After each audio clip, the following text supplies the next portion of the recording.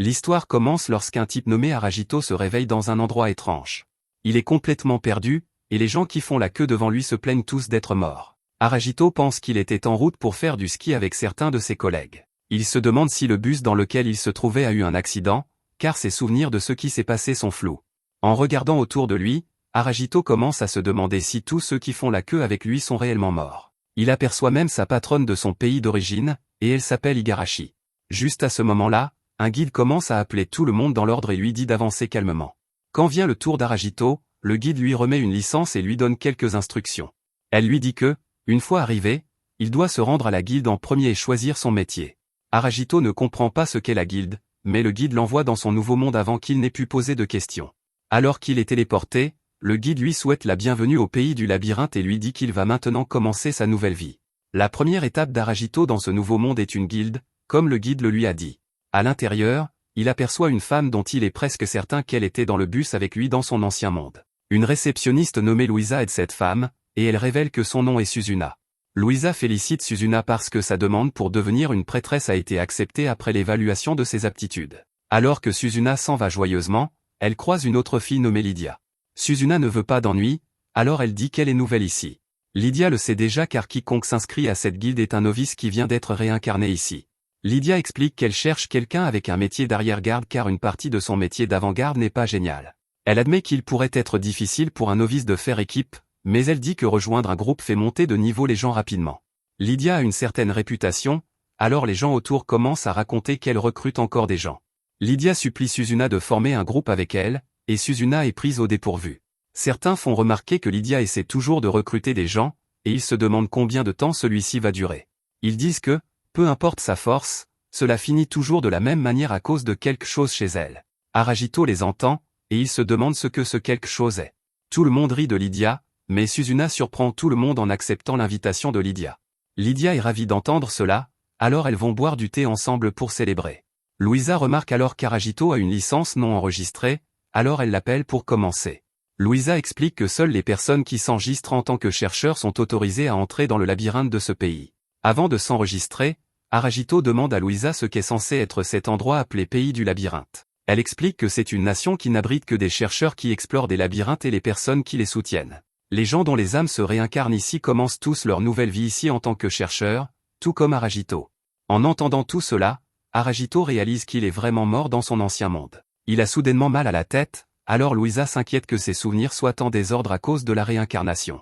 Elle s'excuse d'avoir tout expliqué si vite et propose un guérisseur, mais Aragito dit qu'il va bien. Il est prêt à commencer en enregistrant sa licence.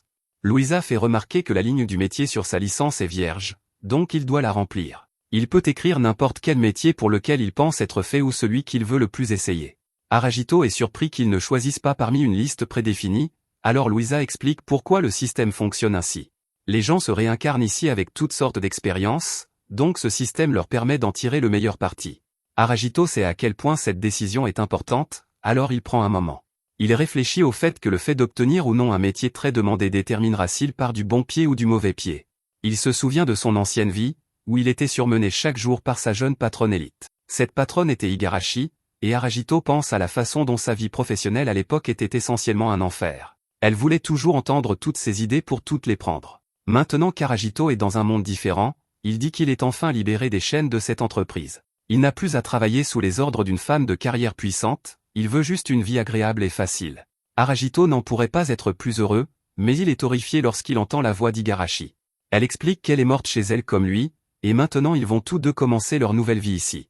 Tout le monde autour d'elle lui donne l'impression d'être dans une sorte de convention de cosplay, et elle a du mal à croire que c'est réel. Elle dit qu'elle n'a pas encore vraiment réalisé qu'elle devra combattre des monstres ici. Aragito est choqué par la mention des monstres, alors elle explique que combattre des monstres est l'un des principaux métiers que les gens exercent ici. Le métier d'une personne et avec qui elle fait équipe sont essentiellement des questions de vie ou de mort au pays du labyrinthe. Igarashi remarque alors qu'Aragito n'a pas encore choisi de métier.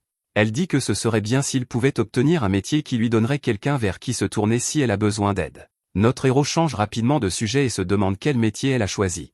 Igarashi devient timide un instant alors qu'elle fait remarquer qu'ils ne sont plus patronne et subordonnés. Aragito l'appelle chef depuis qu'ils sont arrivés, et elle veut lui dire d'arrêter. Elle s'apprête à dire qu'il peut l'appeler par son prénom, mais elle est trop gênée. Au lieu de cela, elle révèle juste que son métier est Valkyrie. Cela lui permet d'utiliser des épées, des lances et même de la magie spirituelle. Aragito est impressionnée et Igarashi dit qu'elle pense que pouvoir faire beaucoup de choses l'aidera à survivre. Elle enseigne à notre héros que les rôles au sein du groupe doivent être répartis pour éviter d'avoir deux personnes avec le même métier. Aragito la remercie pour la leçon et décide qu'il devrait choisir quelque chose d'utile pour ses futurs coéquipiers. Igarashi se demande s'il pense déjà à former un groupe, alors il devient confus. Il change encore de sujet et lui souhaite juste bonne chance. Il lui dit qu'il devrait se retrouver quelque part s'ils parviennent tous les deux à survivre dans ce monde. Igarashi semble déçue lorsqu'elle suppose qu'il ne veut pas faire équipe avec elle, alors elle change de ton. Elle dit simplement qu'elle devrait se dépêcher de trouver des coéquipiers pour elle-même. Elle s'éloigne, déçue, et Aragito pense qu'elle ne ressemblait pas à son moi habituel. Louisa peut voir qu'il n'est pas prêt à choisir un métier, alors elle explique un peu plus. Elle révèle que le métier d'un chercheur affecte directement ce qu'on appelle les points de contribution. Rapporter des trésors rares, vaincre des monstres puissants et sauver la vie d'un compagnon rapporte tous ces points à une personne. Le nombre de points qu'une personne possède détermine sa place dans la hiérarchie secrète de tout le pays du labyrinthe. Toutes les activités d'une personne à l'intérieur du labyrinthe sont enregistrées et affichées sur une page à la guilde. Cette hiérarchie détermine le statut d'une personne, ainsi que la nourriture, le logement et les vêtements qu'elle reçoit réellement. Louisa révèle que les personnes tout en bas doivent parfois vivre dans des écuries. Aragito est horrifié d'entendre cela et préférerait éviter d'être en bas. Aragito se demande si les métiers d'arrière-garde sont très demandés, et Louisa confirme qu'ils sont essentiels pour tout groupe. Cependant, elle prévient que les arrière-gardes ont une endurance et une défense inférieures à celles des avant-gardes et des gardes intermédiaires qui combattent au corps à corps. Cela signifie que beaucoup d'entre eux ne survivent pas très longtemps, donc il y a toujours une demande pour eux. Aragito pense qu'un métier d'arrière-garde pourrait être un bon choix malgré les risques puisqu'ils sont toujours nécessaires. Maintenant, le vrai problème est qu'il n'est pas sûr quel métier d'arrière-garde lui conviendrait le mieux. C'est pourquoi il décide d'écrire simplement le mot arrière-garde sur sa demande. Aragito espère que le système choisira automatiquement le métier d'arrière-garde pour lequel il est le plus fait. Quand il l'écrit, le papier commence à briller, et même Louisa est confuse par ce qui vient de se passer. Elle regarde et se demande ce qu'Aragito a bien pu écrire. Quelque chose est évidemment étrange, mais Louisa n'en parle pas. Elle félicite simplement notre héros parce que sa demande a été acceptée. Aragito est toujours confus et se demande quel métier il a obtenu. Louisa dit arrière-garde, mais pour une raison quelconque, elle n'en est pas sûre. Quand la carte a brillé, elle a changé la langue dans laquelle Aragito a écrit. Louisa ne sait pas quelle est cette langue, et elle n'a jamais rien vu de tel auparavant. Normalement, tout ce qu'un chercheur écrit reste tel quel. Cependant, lorsqu'il s'agit d'un métier sans précédent, quelque chose d'étrange peut arriver. Elle prévient Aragito qu'il pourrait avoir du mal à former un groupe. Louisa se sent en partie responsable de lui avoir donné de mauvais conseils, alors elle décide de prendre des mesures spéciales pour lui. Elle remet à Aragito des tickets de mercenaires à utiliser jusqu'à ce qu'il puisse comprendre ses propres forces et capacités professionnelles. Dehors, Aragito examine les compétences qu'il peut acquérir, et il y en a plusieurs différentes parmi lesquelles choisir. Le soutien défensif réduit les blessures des membres du groupe devant lui, tandis que le soutien offensif ajoute des dégâts à leurs attaques. Le soutien de récupération restaure la vitalité de ses combattants de première ligne, tandis que la vision arrière élargit sa vision pour couvrir l'arrière. Aragito pense que la compétence de vision arrière permet à un arrière-garde à faible endurance comme lui de surveiller ses arrières. Il décide de mettre ses points dans le soutien défensif d'abord. Après avoir testé cela, il ajoutera au soutien de récupération pour pouvoir soigner. À la réflexion, il décide de reporter le soutien de récupération. Il veut savoir s'il existe des potions ou d'autres moyens de soigner avant de s'engager dans cette compétence. Alors qu'il commence à se promener, il met ses premiers points dans le soutien défensif. Aragito ne remarque aucun changement et pense qu'il en apprendra plus lorsqu'il rejoindra un groupe. C'est le seul moyen de savoir s'il a fait le mauvais choix ou si les choses vont s'arranger. Notre héros se rend ensuite au bureau des mercenaires, où il rencontre la sous-directrice nommée Leila. Il veut utiliser ses tickets pour acquérir un mercenaire, et Leila explique que 2 tickets peuvent lui obtenir un demi-humain. Aragito préférerait un avant-garde qui peut utiliser un bouclier, mais Leila explique que le seul disponible est un homme lézard femelle. Elle dit que cet homme lézard est un rogue qui peut utiliser la plupart des équipements et porte un bouclier en cuir. Elle devrait être très utile au premier étage du labyrinthe où il va, qui s'appelle le champ de l'aurore. Aragito réfléchit et détermine qu'il devrait commencer son voyage en testant le soutien défensif niveau 1 sur des monstres faibles. Il se tourne vers Leila et dit qu'il aimerait engager l'homme lézard. Leila va le chercher, et Aragito imagine à quoi elle ressemblera. Il imagine une bête hideuse, mais il est stupéfait quand elle s'avère être une fille d'apparence normale. Leila explique qu'elle s'appelle Theresia.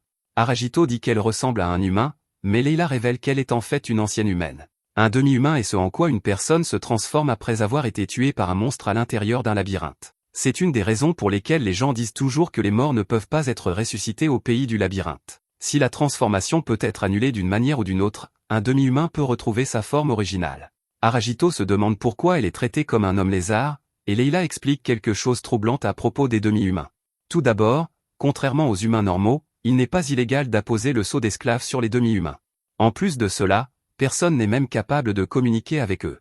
Elle explique ensuite qu'ils ne peuvent agir que sur les ordres qu'ils reçoivent, mais qu'ils se battent instinctivement lorsque le combat commence. Aragito pense qu'il n'avait pas vu tout cela venir, mais il se présente chaleureusement à sa nouvelle compagne. Theresia ne dit pas un mot, mais elle lui serre la main. Alors qu'ils marchent ensemble dehors, on voit que notre héros a acheté une fronde. Il pense qu'il a enfin une arme et un partenaire, donc il commence à se sentir vraiment comme un vrai chercheur. Il se sent mal, cependant, de faire combattre une petite fille comme Theresia, alors il prévoit de rester tranquille aujourd'hui. Son plan est de trouver des monstres faibles, de tester ses compétences, puis de rentrer tôt. Finalement, ils arrivent au premier labyrinthe appelé le Champ de l'Aurore. Là, ils croisent un homme nommé Ribal et son groupe. Ils remarquent qu'Aragito est japonais, tout comme la Valkyrie du dernier groupe qu'ils ont vu. Aragito réalise qu'il parle d'Igarashi, ce qui signifie qu'elle a dû former son propre groupe. Ribal se présente et explique qu'il gagne sa vie en sauvant des gens qui ne peuvent plus bouger à l'intérieur des labyrinthes. Aragito se présente à son tour et se demande si les labyrinthes sont vraiment dangereux puisque Ribal doit en sauver des gens. Ribal dit qu'ils ne sont pas si mauvais tant qu'une personne n'affronte pas d'ennemis qu'elle ne peut pas gérer. Ribal détermine que, puisqu'Aragito a un mercenaire, il devrait aller bien tant qu'il s'en tient à combattre des monstres de bas niveau. Cependant, il l'avertit de faire attention aux monstres nommés car tout novice qui en affronte un va mourir. Il dit à Aragito de sortir directement du donjon s'il en aperçoit un. Aragito le remercie pour la leçon importante, et Ribal dit d'appeler son groupe s'il a des ennuis. Ils patrouillent souvent dans le labyrinthe, mais ils ne peuvent pas être à l'intérieur tout le temps pour aider tout le monde, mais ils feront de leur mieux s'ils les appellent. Aragito se tourne vers Theresia et lui dit qu'il est temps d'entrer. Quand ils entrent, Aragito est surpris de voir que cela ressemble à un champ ouvert. Finalement, une étrange créature apparaît devant eux, et Aragito se demande si c'est une sorte de monstre boule de duvet. Sa licence l'identifie comme une boule de coton de niveau 1, et Theresia se prépare au combat. La chose commence à tourner, et Aragito se demande si c'est l'un des monstres dont Ribal l'a averti. La boule de coton attaque notre héros, mais Theresia la bloque sans hésitation. Aragito est choqué car il n'arrive pas à croire que cela frappe aussi fort au niveau 1. Aragito dit qu'il devrait s'enfuir, mais Theresia n'écoute pas. Il remarque qu'elle est toute couverte d'égratignures et que, pour une raison quelconque, sa vie elle-même diminue. La créature se précipite vers eux, alors Aragito essaie de dire à Theresia de s'éloigner, mais elle intervient plutôt pour le protéger. Elle est visiblement blessée alors que ses PV tombent rapidement à zéro. Aragito se demande ce qu'il fait en laissant une petite fille le protéger. Il sait qu'il doit faire quelque chose, mais il n'est pas sûr de ce qu'il peut faire en tant qu'arrière-garde. Juste à ce moment-là, il se souvient de sa compétence de soutien défensif. Elle réduit les blessures des membres du groupe devant lui de 10 points, alors il l'utilise sur Theresia. Son timing est parfait, et Theresia est prise au dépourvu lorsqu'une barrière apparaît devant elle. Aragito dit alors à Theresia de bouger juste après qu'il ait tiré sur le monstre. Il le touche avec sa fronde, et Theresia enchaîne avec une attaque. Aragito est ravi de voir qu'ils ont gagné, mais Theresia est toute blessée. Il se sent vraiment mal et regrette de ne pas avoir utilisé sa compétence plus tôt. Il pense qu'il devrait quitter le donjon pour la faire soigner, mais elle ne veut pas. Aragito s'excuse auprès d'elle et admet qu'il ne prenait rien de tout cela au sérieux. Mourir dans un combat comme celui-ci n'avait même jamais été dans ses pensées, mais il comprend enfin le danger maintenant. Il remercie Theresia de l'avoir protégée et promet qu'il fera sa part pour la protéger désormais. Juste à ce moment-là, ils entendent un cri au loin. Ils vont voir ce que c'est, et Aragito est choqué de découvrir que c'est Igarashi. Son groupe semble combattre quelque chose, alors lui et Theresia vont l'aider. Les aventuriers ont rencontré une bête rouge, et ils se demandent ce qu'un monstre nommé fait ici. Aragito est choqué car il réalise que c'est l'un des monstres dont Ribal a dit qu'il doit fuir. La bête appelée le Visage Rouge s'apprête à attaquer, et notre héros appelle Igarashi. Surprise, au lieu d'essayer de se battre, Igarashi utilise pas Mirage pour aider ses amis et esquiver l'attaque. Aragito est impressionné et il se demande si c'est une compétence de Valkyrie. Un homme nommé Baldwick est gravement blessé et il crie qu'il ne veut pas perdre la vie. Il dit qu'il ne peut pas rester ici et il sort un parchemin de retour. Cet objet permet instantanément à son utilisateur et à son groupe de quitter un labyrinthe, mais cela réduit leur point de contribution. Baldwick l'utilise et il s'échappe avec son groupe. Aragito est horrifié, cependant, quand il voit que le chef Igarashi a été laissé derrière. Cela lui fait réaliser qu'elle n'était en fait pas en groupe avec ces gars-là. Aragito dit à Igarashi de s'enfuir parce que lui et Theresia peuvent prendre le relais. Igarashi refuse et leur dit de fuir à la place parce qu'elle dit qu'elle ne peut pas se permettre de perdre ici. Aragito attaque la bête pour attirer son attention, mais Igarashi ne le permettra pas. Elle l'attaque aussi et lui dit que c'est elle qu'elle devrait combattre. Cela fonctionne car la bête se précipite pour l'attaquer. Aragito peut dire qu'elle est trop faible en puissance pour activer pas Mirage à nouveau parce qu'elle se prépare à attaquer. Le visage rouge évite son attaque et charge à nouveau. Aragito essaie désespérément d'utiliser le soutien défensif pour la protéger, mais pour une raison quelconque, cela ne fonctionne pas. La bête la frappe, puis elle s'en prend à Aragito. Theresia saute devant l'attaque et Aragito essaie d'utiliser à nouveau le soutien défensif. Cela fonctionne cette fois, alors Aragito réalise que le soutien défensif ne fonctionne que sur les membres du groupe. Il regarde Igarashi et il est horrifié de la voir couverte de sang. Aragito se sent terriblement mal parce qu'il aurait pu la protéger s'il s'était associé avec elle à la guilde. Surprise, Igarashi s'excuse de ne pas avoir été utile et elle dit à Aragito de fuir. Aragito dit que c'est lui qui devrait s'excuser. Il réfléchit ensuite à quelque chose qu'il vient de réaliser après avoir utilisé le soutien défensif. Cela réduit les blessures des membres du groupe de 10 points, et pour ce monstre, cela a complètement bloqué son attaque. Cela donne à Aragito une idée de sa puissance, alors il élabore un plan. Il pense à sa compétence de soutien offensif et à la façon dont elle ajoute 10 points de blessure aux attaques des membres de son groupe qui sont devant lui. Juste à ce moment-là, la bête s'apprête à mettre fin à la vie d'Igarashi, alors Aragito dit à Theresia qu'il va avoir besoin de son aide. Il sait que ses attaques ne feront rien à cette bête, mais les attaques de Theresia, renforcées par son soutien offensif, l'abattront. Aragito donne le buff à Theresia, et elle détruit le monstre. Igarashi est dans un très mauvais état, alors Aragito dit à Theresia d'appeler Ribolt à l'aide. Theresia le contacte et Aragito s'occupe d'Igarashi. Il remarque qu'il vient de monter de niveau au niveau 2, ce qui signifie qu'il peut obtenir le soutien de récupération. Il le débloque, mais il doit demander à Igarashi de rejoindre son groupe pour pouvoir l'utiliser sur elle. Elle espère qu'il ne se moque pas d'elle, alors elle rejoint, puis elle s'évanouit. Aragito utilise sa compétence sur elle et il est soulagé de voir qu'elle commence à récupérer.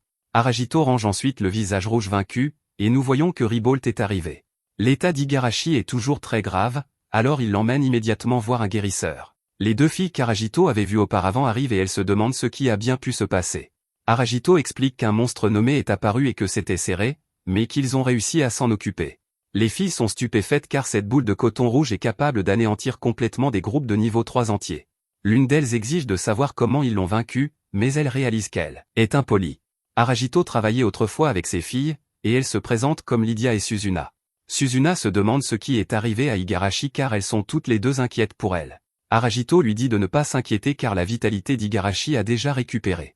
Lydia est d'abord stupéfaite, mais elle réalise que ce qu'elle pensait ne peut pas être vrai. S'il y avait un arrière-garde assez talentueux pour récupérer la vitalité d'Igarashi, ce serait une énorme affaire. Aragito se souvient d'avoir vu Lydia à la guilde et qu'elle voulait s'associer avec un très bon arrière-garde. S'il lui explique son métier, elle pourrait lui demander de rejoindre son groupe. Ce serait peut-être une bonne idée, mais Aragito se rappelle que le bien-être d'Igarashi passe en premier. Il dit simplement aux filles qu'il doit y aller, et elles se disent au revoir. Plus tard, Leila est impressionnée qu'Aragito ait déjà mené un combat et soit revenu en une demi-journée. Elle qualifie cela d'héroïque et dit à Theresia de laisser l'arme qu'elle a utilisée chez l'artisan. Theresia semble avoir quelque chose à dire, et Leila se demande ce que c'est. Theresia pose sa main sur la poitrine d'Aragito, choquant tout le monde. Leila révèle que Theresia s'est vraiment prise d'affection pour Aragito. Aragito est pris au dépourvu et il se demande s'il existe un moyen d'ajouter officiellement un mercenaire à un groupe. Leila est maintenant celle qui est surprise parce qu'il parle de Theresia. Elle révèle que cela coûte 100 tickets de cuivre pour acheter un mercenaire. Elle ne dit normalement cela qu'à ceux qui engagent des mercenaires humains, mais elle veut qu'Aragito le sache.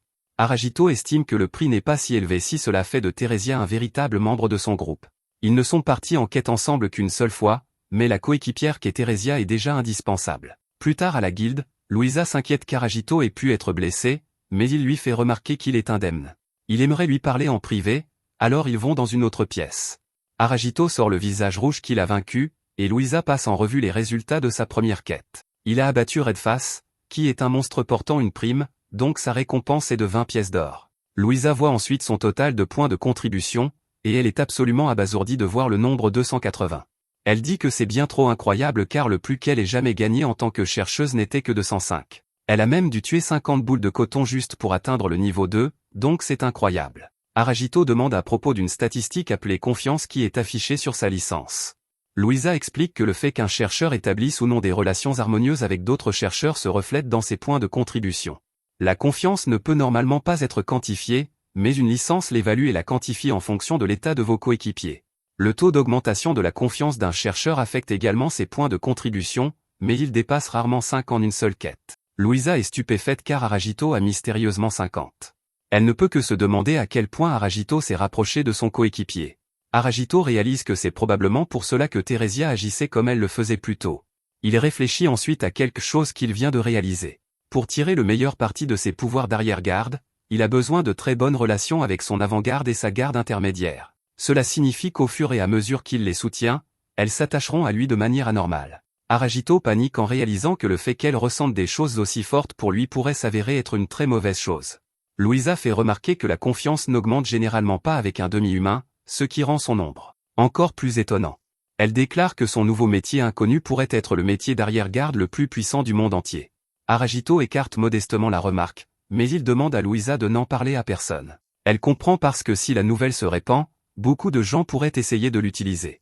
Louisa révèle ensuite que son classement général actuel est un peu plus de 137 000e. C'est parmi tous les chercheurs du monde entier. Il est également un 124e dans le district 8. Il y a 3000 chercheurs ici, ce qui signifie qu'Aragito est dans la première moitié. Cela lui donne droit à un logement dans une suite, et notre héros n'en croit pas ses yeux. Louisa dit ensuite qu'on lui a dit qu'Igarashi s'était réveillé. Aragito lui rend visite, et le chef Igarashi le remercie car elle pensait qu'elle était morte. Elle prévient que des groupes de haut rang se battront probablement pour lui une fois qu'ils apprendront ses exploits. Il a vaincu un monstre nommé, et il a grimpé très rapidement dans les classements. Igarashi est cependant dure avec elle-même parce qu'elle a été mise KO et a dû être secourue. Elle a gagné 0 point de contribution, et elle admet qu'elle a simplement choisi un métier qui lui semblait cool. Pour empirer les choses, elle n'a même pas pu trouver quelqu'un qui voulait faire équipe avec elle. Elle pensait qu'elle pourrait s'en sortir seule, mais elle a complètement échoué. Aragito la surprend cependant quand il dit qu'elle avait l'air plutôt cool quand elle l'a vue en danger et qu'elle ne s'est pas enfuie. Cela l'a finalement motivée, et il dit humblement que c'était purement par hasard qu'il ait tué la bête. À ce moment-là, Aragito lui demande si elle aimerait rejoindre officiellement son groupe. Si elle décide qu'il ne vaut pas la peine de faire équipe avec lui, elle peut toujours partir. Aragito est déçu quand elle se tourne, mais ce n'est pas ce qu'il croit. Igarashi fait remarquer qu'il lui a sauvé la vie, et qu'il l'a même réconforté ensuite. Elle dit qu'elle n'est pas le genre de perdante qui le refuserait après tout cela. Igarashi accepte son offre et elle lui dit qu'il peut cesser de l'appeler chef. Il l'appelle simplement par son nom, et elle dit qu'elle se réjouit de travailler avec lui. Plus tard, Igarashi se demande si Aragito ne voit vraiment pas d'inconvénient à ce qu'elle reste chez lui pendant qu'elle s'installe. Cela ne le dérange pas du tout, alors elle accepte son offre très généreuse. Ils font quelques courses sur le chemin du retour, et Aragito est surpris par les vêtements qu'Igarashi regarde. Il ne l'a vu qu'en costume parce qu'ils ne se sont jamais rencontrés en dehors du bureau. En fait, ils n'ont même jamais parlé d'autre chose que du travail, donc c'est un peu embarrassant pour Igarashi. Alors que leur journée continue, Igarashi commence à s'ouvrir en parlant de son passé. Ses parents étaient très contrôlants et elle n'avait jamais son mot à dire dans sa propre vie. Finalement, elle a reçu une demande en mariage d'un des clients de son père, et elle a réalisé qu'elle ne pouvait pas continuer à laisser les gens contrôler sa vie. C'est pourquoi elle a travaillé dur pour construire sa carrière entièrement par elle-même. Elle a travaillé frénétiquement chaque jour pour atteindre un point où ses parents n'auraient plus leur mot à dire. Nos héros vont boire un verre ensemble pour la première fois, et Aragito réfléchit à ce qu'elle a dit. Il réalise qu'elle est telle qu'elle est parce qu'elle essayait de protéger sa propre vie. Igarashi est stupéfaite quand il dit qu'il est content d'avoir fait sa connaissance. Ils vont faire partie d'un groupe ensemble, donc c'est bien d'avoir une amitié solide. Pendant qu'ils mangent, Aragito surprend des gars parler d'une personne appelée l'épée de la mort. Cette personne est Lydia, et cela attire l'attention de notre héros. Ils ont entendu qu'elle a recruté une novice pour l'élever jusqu'à ce qu'elle devienne quelque chose. Ils réalisent aussi qu'elle a dû courir jusqu'ici après avoir quitté la brigade du Chevalier Blanc. Cela signifie qu'une chercheuse de haut rang comme elle traîne un passé, et cela pourrait être une bonne opportunité pour eux. L'un des gars dit à son ami de se taire, et il devient très clair qu'ils ont de mauvaises intentions. Plus tard, Aragito et Igarashi se disent bonne nuit et vont se coucher.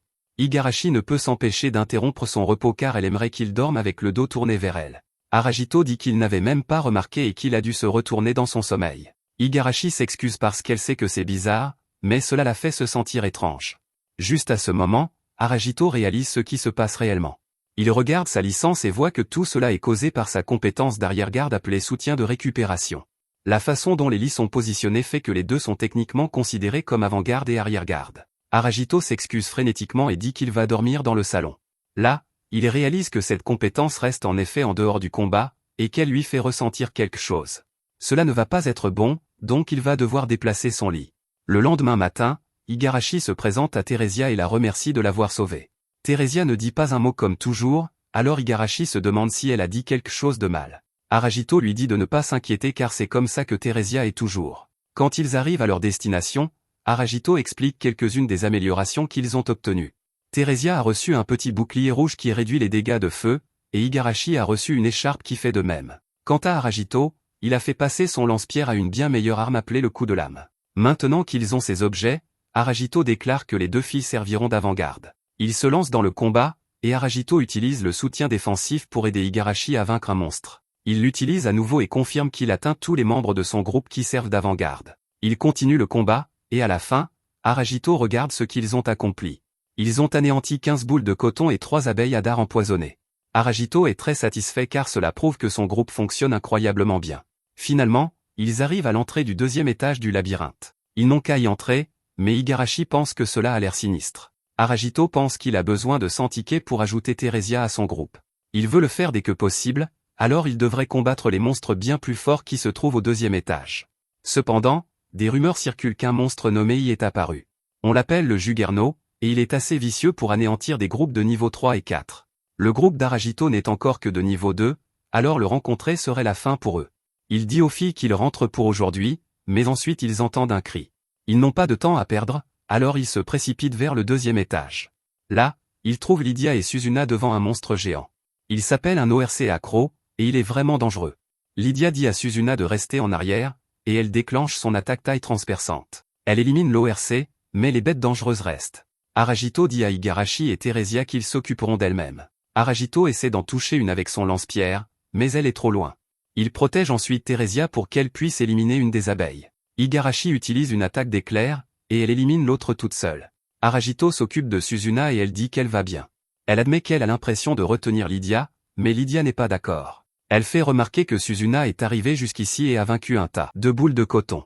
Juste à ce moment, Aragito comprend ce qu'il faisait. Pour aider Suzuna à monter de niveau plus vite, ils ont dissous leur groupe. De cette façon, Lydia pouvait attirer les ennemis vers elle et laisser Suzuna porter le coup final. Cette stratégie ne fonctionne pas bien contre les abeilles, alors Aragito pense qu'il devrait cibler différents monstres. Lydia dit qu'ils ne peuvent pas faire cela parce qu'ils n'ont pas de temps. Elle a besoin que Suzuna devienne aussi forte qu'elle le plus vite possible. Elle dit que de cette façon, elle pourra revenir vite. Notre héros est d'abord confus, mais il se souvient avoir entendu les rumeurs à son sujet. Il réalise que ce à quoi elle veut retourner, c'est la brigade du Chevalier Blanc. Lydia est stupéfaite parce qu'il est au courant, et elle le fixe avec incrédulité. Étrangement, Lydia dit qu'il a tort, et elle refuse de retourner voir ces gens. Ce qu'elle veut vraiment, c'est revenir en arrière et aider une fille nommée Misaki. Misaki est la meilleure amie de Suzuna, et nous voyons qu'elle est en grand danger. Suzuna explique que Misaki a choisi le métier de joueuse parce qu'elle pensait avoir de la chance. Tout se passait bien, mais ensuite elle a ramassé un coffre au trésor qu'un monstre avait laissé tomber. Malheureusement, il s'est avéré que c'était un piège, et Misaki a été téléportée ailleurs. Lydia pense que c'était un piège de téléportation d'étage, donc Misaki devrait être quelque part sur cet étage. On ne sait pas ce qui va lui arriver, alors Lydia veut la retrouver le plus vite possible. Igarashi pense à quel point elle était désespérée quand elle était seule, alors elle déclare qu'elle doit aider à la chercher. Elle ne veut même pas imaginer à quel point Misaki serait terrifiée si elle croisait un monstre seul. Igarashi ne peut pas rester ici sans rien faire, et Aragito est d'accord avec elle. Il demande à Lydia s'il y avait d'autres groupes sur cet étage, car il aimerait aussi leur demander de l'aide. Lydia n'en avait vu aucun, mais juste après leur arrivée, elle a senti que quelqu'un les observait.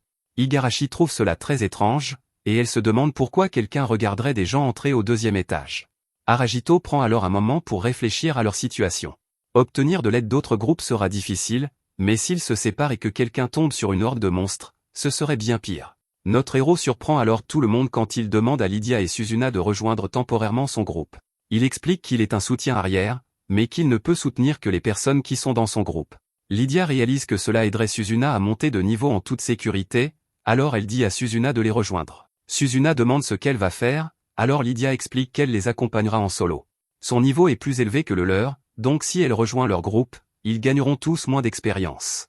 Aragito a une question, alors il interroge une dame à propos de quelque chose qu'elle a dit à la guilde. Elle a dit qu'il y avait un aspect du métier d'avant-garde qui n'était pas le meilleur, et il se demande s'il y a quelque chose qu'ils devraient savoir. Lydia dit simplement que si elle leur dit de courir, alors ils doivent la laisser derrière et s'enfuir. C'est tout ce qu'elle leur demande, alors Aragito accepte. Lydia réitère qu'elle ne rejoindra pas le groupe d'Aragito, mais qu'elle suivra ses ordres. Il peut prendre tout ce qu'elle trouve, et s'il manque jamais d'argent, il peut venir la voir. Suzuna se présente alors formellement et explique que son métier est celui de prêtresse de sanctuaire. Tout le monde se regroupe, mais quelque chose préoccupe notre héros. Si Lydia voyage juste avec eux en tant qu'invitée, il ne pourra pas l'aider si elle a des ennuis. Juste à ce moment, Ils entendent quelqu'un crier à l'aide, et Suzuna reconnaît que c'est Misaki. Ils trouvent Misaki ligoté devant un groupe de monstres géants. Il y en a un vraiment énorme, et Lydia ne peut que se demander ce que c'est. Cette chose est si terrifiante que Misaki s'évanouit. Aragito reconnaît immédiatement le Juggernaut dont il avait entendu des rumeurs. Lydia dit qu'il ne devrait pas être ici, donc quelqu'un a dû l'envoyer ici. Celui qui a fait cela veut probablement qu'ils éliminent la bête pour eux. Aragito pense que ce sont les gars qu'il a vus au bar, ce qui signifie aussi qu'ils doivent les observer. Lydia déclare que rien d'autre ne compte, car ils doivent vaincre les géants s'ils veulent sauver Misaki. Elle dit à tout le monde de rester en arrière, et elle se précipite seule. Elle ignore Aragito quand il essaie de l'arrêter, et elle utilise sa compétence de lame pour vaincre une partie de la horde. Aragito est impressionné par son attaque, mais quelque chose de terrifiant se produit. Lydia est consumée par une sorte d'obscurité, et elle hurle comme un monstre. Igarashi dit qu'ils doivent l'aider, mais Lydia leur dit de rester loin. Elle dit qu'ils doivent fuir et s'éloigner le plus possible. Aragito vérifie son statut, et il voit qu'elle est une berserker. Chaque fois qu'elle est touchée par la compétence innée de sang de quelqu'un, berserker est activé. Aragito réalise à quel point c'est dangereux, car Lydia semble incapable de contrôler son pouvoir. C'est sans doute pourquoi elle gardait ses distances et pourquoi elle ne rejoindrait pas leur groupe. Lydia jure de sauver Misaki, car elle dit qu'elle n'est pas une faiseuse de mort. Aragito est stupéfait, car elle prévoit d'affronter tous ces monstres nommés et ces orques toute seule. Elle se précipite pour attaquer le Juggernaut, mais son attaque ne fait même pas une égratignure. La bête géante utilise son attaque vocale brutale, et le rugissement puissant l'envoie s'écraser au sol. Aragito l'appelle, mais il est trop tard. La bête la saisit, alors Lydia dit à tout le monde de s'enfuir. Aragito pense à quelle facilité ils pourraient s'échapper s'ils utilisent le parchemin de retour que Suzuna possède. Ce serait la chose intelligente à faire, car il n'y a aucun moyen qu'il puisse battre le Juggernaut. Cependant, il dit qu'il ne peut pas s'enfuir juste parce qu'on le lui a dit. Au lieu de cela, Aragito tire un coup sur la bête, et elle lâche Lydia. Elle parvient à esquiver une autre attaque, mais elle est toujours en danger. Aragito se tourne vers les autres filles et leur dit que si elles n'ont plus d'option, elles doivent le laisser derrière et courir pour sauver leur vie. Les filles refusent, et elles promettent qu'elles sont avec lui jusqu'à la fin. Aragito les supplie de faire ce qu'il dit, et il promet de faire tout ce qu'elles voudront quand elles seront rentrées saines et sauves. Les filles acceptent, mais elles ne s'enfuiront pas s'il n'y a pas d'autre option. Aragito leur permet de rester à proximité, mais il leur fait promettre d'avoir le parchemin de retour prêt. Il pense alors que si l'une d'elles reçoit un coup direct du Juggernaut, elle ne survivra pas. Cependant, il voit que Lydia est capable d'esquiver les attaques du Juggernaut. Cela signifie qu'ils peuvent créer une opportunité pour contre-attaquer. Notre héros a une idée, alors il dit à Lydia de rejoindre son groupe. Elle hésite, alors il lui fait remarquer qu'elle ne peut pas sauver Misaki de cette façon, et les autres filles essaient de la convaincre. Les choses ne s'annoncent pas bien, mais notre héros est stupéfait quand sa licence montre que Lydia a rejoint leur groupe. Il lui ordonne immédiatement d'utiliser une attaque qui inflige beaucoup de dégâts. Il pense que les attaques physiques n'ont pas fonctionné contre le Juggernaut. Cependant, s'il ajoute 10 points à chacune des attaques de Lydia, cela pourrait peut-être percer. Aragito lui donne un coup de pouce, alors Lydia se précipite. Elle utilise sa compétence Red Sonic pour s'approcher, puis lame florale pour déchaîner une rafale d'attaques. Le plan d'Aragito fonctionne parfaitement, car les frappes renforcées de Lydia abattent la bête géante. Aragito craint qu'il n'y ait plus d'ennemis à proximité, alors il dit aux autres filles d'aller couvrir Lydia. Juste à ce moment, les gars du bar se révèlent, et ils se préparent à mettre fin à la vie de Lydia. Aragito dit aux filles de l'aider pendant qu'il les soutient. Les filles n'hésitent pas une seconde, et elles éliminent tous les voyous avec les renforcements d'Aragito. Igarashi est vraiment impressionné par la précision de Suzuna, et Suzuna elle-même est surprise. Elle dit que ses attaques semblaient un peu étranges, et c'était une sensation qu'elle n'avait jamais eue auparavant. Tout cela grâce à Aragito, alors il dit à tout le monde de simplement supposer que lorsqu'elles sont devant lui, leurs attaques seront renforcées. Notre héros va ensuite voir Lydia, et elle dit qu'elle va bien. Elle se sent pathétique de ne plus avoir d'énergie, mais Aragito lui dit que ce n'est pas grave. Il utilise sa compétence de soutien de récupération et lui dit que cela la remettra en pleine forme. Lydia est alors heureuse d'apprendre que Misaki va bien. Elle était inquiète, car elle n'était pas sûre de pouvoir la sauver, alors elle remercie Aragito pour son aide. Misaki se réveille et elle serre immédiatement Suzuna dans ses bras. Elle était terrifiée, alors elle remercie son ami de l'avoir sauvée. Pendant ce temps, Lydia s'excuse, car elle sait que ce qu'ils viennent de la voir faire était assez déroutant. Elle sait que c'est beaucoup, alors elle promet d'expliquer plus tard. Aragito regarde alors le cadavre du Juggernaut, et il voit qu'il tient quelque chose. Il se demande si c'est un de ses coffres au trésor, et Lydia donne plus de détails. Elle explique que les monstres nommés laissent presque jamais tomber des coffres au trésor noir comme celui-ci. Elle révèle que ce genre de coffres sont de véritables trésors que tout chercheur rêve de trouver. Cependant, elle avertit qu'Aragito ne doit pas l'ouvrir à la légère. Elle lui dit de demander à la guilde de les orienter vers un ouvreur de coffre qui pourra désamorcer le piège à l'intérieur. Juste à ce moment, Misaki remercie notre héros de l'avoir sauvé. Elle ne connaît rien au donjon ni au métier de chercheur, mais à partir de maintenant, elle promet de faire de son mieux pour apprendre. Elle veut commencer par demander à Aragito de l'inviter à dîner. Aragito est pris au dépourvu, mais les autres filles disent qu'elles ont aussi faim. Notre héros accepte de les emmener, alors il dit à Theresia qu'il la ramènera d'abord au bureau des mercenaires. Theresia ne répond pas, alors les autres filles font remarquer qu'elle veut aussi manger avec elle. La très excitée Misaki dit qu'elle voulait dire à Theresia à quel point sa tête de lézard est mignonne, et il devient très clair que les filles seront toutes bonnes amies. Avant le dîner, ils se rendent tous à la guilde pour faire leur rapport. Louisa crie comme une folle, car elle n'arrive pas à croire qu'ils ont vaincu un Juggernaut. Elle est tellement choquée qu'elle perd connaissance un instant, et elle leur dit de venir lui parler dans une autre pièce. Là, elle explique qu'il y a des monstres qui apparaissent couramment et d'autres qui sont rares. Quant au Juggernaut, il est extrêmement rare parmi les crocs à poil nommés. Louisa a vérifié les registres et a trouvé qu'un groupe comprenant 24 chercheurs entre eux avait autrefois affronté un Juggernaut. Malgré tous leurs efforts combinés, ils ont été complètement vaincus. Les seuls survivants étaient ceux d'un groupe dirigé par un gars nommé Bergen. Aragito réalise que Bergen était l'un de ses voyous. Le groupe de Bergen a pris Misaki pour attirer Lydia et la faire éliminer le Juggernaut à leur place. De cette façon, ils pourraient éliminer Lydia après et s'emparer de tout le butin pour eux-mêmes. Louisa leur dit de laisser la guilde gérer le reste, car juger des gens comme Bergen fait partie de leur devoir. Aragito change alors de sujet en se demandant si le pays du labyrinthe a un roi. Louisa dit non, et elle révèle que la famille qui a fondé le pays a été bannie du district 1. Ceux qui détiennent le pouvoir au pays du labyrinthe maintenant sont les chefs de la cathédrale et les guides de la guilde. Aragito en déduit qu'ils sont chercheurs parce que le pays le veut, et c'est pourquoi les gens convoqués ici n'avaient pas d'autre choix que de devenir chercheurs. Louisa révèle alors quelque chose de très intéressant à propos de ce pays. Elle explique que tous les labyrinthes du pays du labyrinthe existent ailleurs dans le monde. Seules les entrées utilisées pour s'y téléporter se trouvent à l'intérieur des murs du pays du labyrinthe. Elle-même n'est pas encore digne de savoir pourquoi il en est ainsi. Sur ce, Louisa examine leur journal d'activité du labyrinthe. Elle commence par dire qu'Aragito a reçu 10 points pour être entré au 2e étage du champ de l'aube. Cela l'a aidé à atteindre le niveau 3, et il a reçu 20 points supplémentaires. Le groupe a vaincu 15 boules de coton et reçu 75 points. Puis ils ont vaincu 8 abeilles à lance de poison pour 64 points. La liste continue, car le groupe a gagné une quantité incroyable de points. Cela comprend la somme énorme de 800 points pour avoir vaincu le Juggernaut. Ils reçoivent aussi beaucoup de points de confiance, pour avoir si bien collaboré. Les points semblent infinis, car ils reçoivent des points pour avoir sauvé Misaki et combattu des criminels. Aragito est un soutien arrière, ce qui signifie qu'il bénéficie plus que quiconque, car il a soutenu chacun d'eux. Au final, le total des points de contribution de chercheur d'Aragito est un hallucinant 1649. Cela signifie qu'il est désormais classé 2e dans tout le district 8. Louisa dit qu'un score de points de contribution à 3 chiffres est déjà assez impressionnant, mais il est passé à 4 chiffres en seulement 2 jours. Aragito est lui-même surpris, et Louisa dit qu'il est vraiment extraordinaire. Misaki demande s'ils peuvent enfin aller manger, et Aragito invite Louisa. Elle se joint à eux, et ils vont dans un restaurant. Aragito est leur chef, alors les filles disent qu'il peut s'asseoir au centre. Le moment prend une tournure intense, car les filles n'arrivent pas à décider qui va s'asseoir à côté d'Aragito. Misaki et Theresia prennent l'initiative de s'asseoir à côté de lui, et les autres filles sont déçues.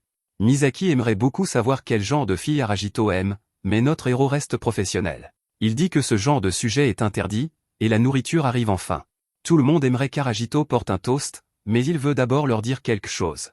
Il explique que juste après le dîner, il prévoit d'aller voir Léla. Ainsi, il pourra faire ajouter officiellement Theresia à leur groupe.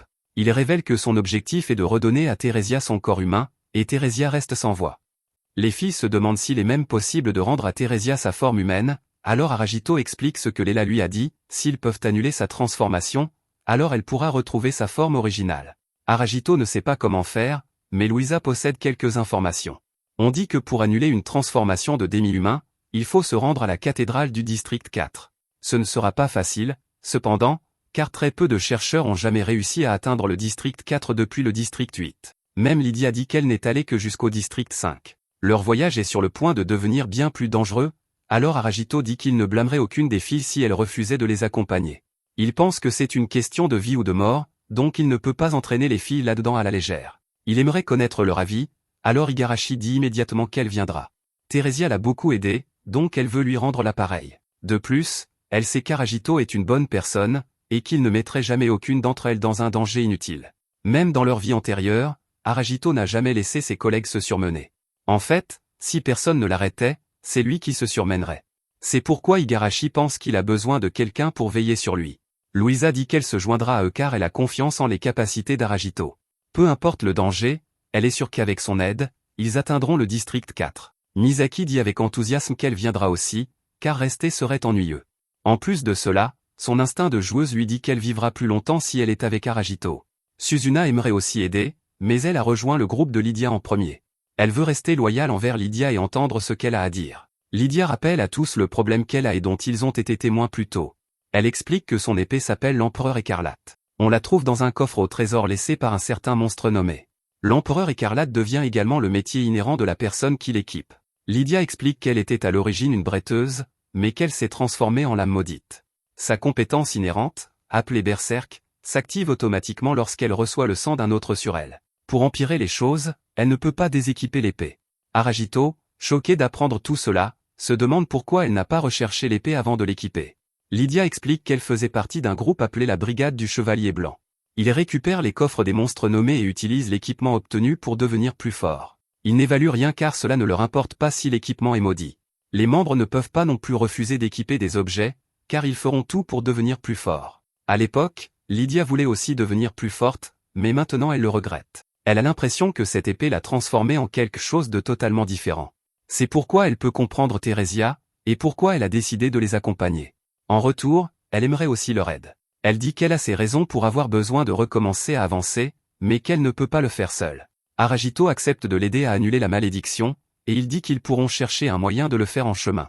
Tout le monde célèbre alors qu'ils acceptent tous de faire le voyage ensemble. À la fin de la nuit, on voit qu'Igarashi et Louisa ont un peu trop bu. Aragito retourne au bureau des mercenaires, alors Lydia dit qu'elle peut ramener les autres filles chez lui. Au bureau des mercenaires, Aragito parle avec Leila. Il révèle qu'il a les 100 tickets de cuivre, donc il veut faire de Theresia un membre officiel de son groupe. Leila pensait qu'un nouveau venu mettrait au moins un mois pour en obtenir autant, elle est donc impressionnée. Notre héros n'a mis qu'un jour, mais il dit humblement qu'il a eu de la chance. Il promet de la protéger dans leur quête pour la rendre à nouveau humaine. Leila explique qu'elle donne aux demi-humains un endroit où ils ont leur place, mais ce n'est pas son véritable objectif. Elle veut vraiment leur rendre leur âme, mais elle manque de force. Elle déclare qu'un chercheur brillant et honnête comme Aragito est son rayon d'espoir. C'est beaucoup de responsabilités, mais notre héros promet de faire de son mieux. Il dit ensuite que parfois, il a l'impression de pouvoir comprendre ce que ressent Theresia, même si elle ne peut pas parler. Il ne saura pas si c'est juste une supposition ou non tant qu'il ne pourra pas lui parler. Leila fait remarquer qu'il n'est pas courant que les demi-humains aient des sentiments. Cependant, il est assez clair que Theresia semble plus ouverte envers Aragito aujourd'hui qu'hier. Leila demande à notre héros de prendre soin de Theresia, et Aragito promet qu'il le fera. En rentrant chez eux, Aragito dit à Theresia qu'elle n'a pas à marcher derrière lui. Il dit qu'elle peut marcher où elle veut, alors elle marche devant lui. Elle change d'avis pour se tenir à côté de lui, et il lui rappelle qu'elle peut faire ce qu'elle veut. Tout ce qu'il demande, c'est qu'elle reste un peu devant lui lorsqu'ils sont au combat. Ainsi, il pourra la soutenir avec toutes ses capacités. Theresia veut continuer à marcher un moment, et Aragito lui dit qu'il comptera sur elle. Quand il rentre à la maison, les filles se préparent à prendre un bain. D'abord, Lydia dit à Aragito que lorsque son rang augmentera, il devra réfléchir à l'endroit où il logera. Louisa explique en lui rappelant qu'il est maintenant classé 7e dans tout le district 8. Cela signifie qu'il peut maintenant déménager dans une suite royale, et le plafond est de 8 résidents. Elle dit que les logements de Suzuna et Lydia seraient automatiquement annulés, mais notre héros ne comprend pas pourquoi. Lydia explique qu'un groupe ne peut pas avoir plus de 8 membres, donc les chambres qu'un groupe peut utiliser doivent permettre un total de 8 personnes. De plus, différents logements ont des capacités différentes. L'avantage d'être dans une meilleure chambre est qu'elle permet de récupérer beaucoup plus rapidement la santé et le mana. Lydia dit que la chose logique à faire est d'avoir tout un groupe vivant ensemble. Aragito déclare qu'il y réfléchira et il va se reposer. Il regarde sa licence et se souvient qu'il a gagné un niveau aujourd'hui, ce qui signifie qu'il peut obtenir une nouvelle compétence. Il y a plusieurs options, alors il les examine. Il est intrigué par une compétence appelée contre-courant, qui contre-attaque automatiquement lorsque l'utilisateur est attaqué par derrière. Les autres options semblent aussi très bonnes, donc il aura besoin de temps pour décider. Aragito se demande si Theresia a une licence, car il aimerait la voir. Theresia lui montre le sceau d'esclave sur son cou et lui dit de le toucher. Cela fait apparaître sa licence, et elle la montre à Aragito.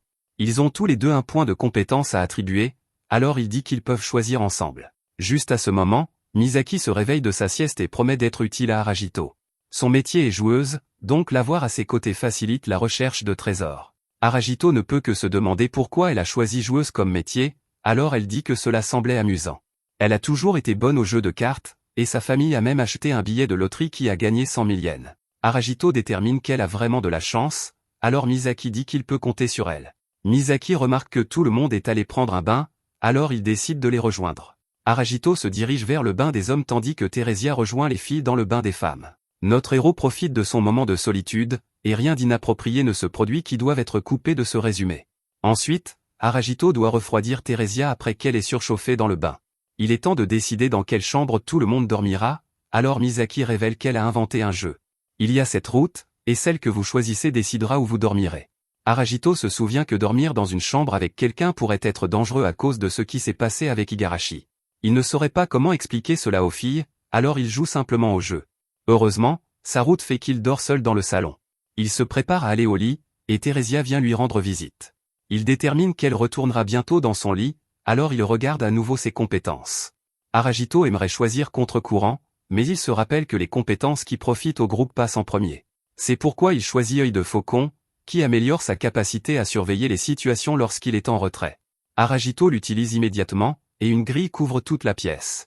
Notre héros peut immédiatement ressentir la différence car la zone dont il a conscience est beaucoup plus large. Il est sûr que cela sera utile, mais il est épuisé maintenant, et il s'endort. Au milieu de la nuit, Igarashi se sent très étrange, et les autres filles révèlent qu'elles aussi. Elles sont attirées par Aragito, mais elles ne savent pas ce qui se passe. Le lendemain matin, tout le monde passe en revue ce qu'ils vont faire. Louisa dit qu'elle organisera une visite des suites pour Aragito afin qu'il puisse choisir un nouvel endroit. Ensuite, elle trouvera un ouvreur de coffre pour ouvrir le coffre qu'Aragito a trouvé. Après avoir vaincu la bête géante, Aragito demande si quelque chose d'étrange s'est produit la nuit dernière, et toutes les filles font comme si de rien n'était. Notre héros se rend ensuite chez le dissecteur qui a fabriqué leur équipement à partir du matériau des visages rouges. Tout était de très haute qualité, et Aragito dit que cela lui a déjà sauvé la vie.